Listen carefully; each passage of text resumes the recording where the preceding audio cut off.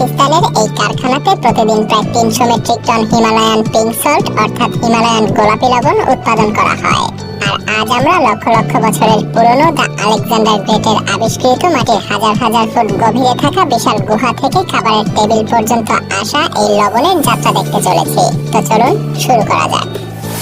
Himalayan লবণে আছে ৮৪টা খনিজ উপাদান, সেই সাথে আছে এর অবিশ্বাস্য সব স্বাস্থ্য উপকারিতা। এজন্যই এই হিমালয়ান পিঙ্ক সল্ট এখন বিশ্বব্যাপী খুবই জনপ্রিয়।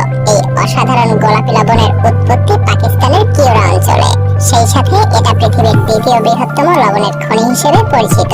অবাক করা ব্যাপার হলো এই খনি প্রায় ৮০০ মিলিয়ন বছর পুরনো। তাছাড়া হাজার হাজার বছর ধরে এই লবণের খনি থেকেই লবণ সংগ্রহ করা হচ্ছে। আজ থেকে প্রায় ২৩০০ বছর পূর্বে আলেকজান্ডার দ্য গ্রেট এই খনি আবিষ্কার করেছিলেন। তিনি তার ঘোড়াগুলোকে কাছাকাছি থাকা কিছু পাথর চাটতে দেখে। তবে এই হিমালয়ান লবণের যাত্রা এবং উৎপাদন শুরু হয় খনিগুলোর একদম মেইন পয়েন্ট থেকে।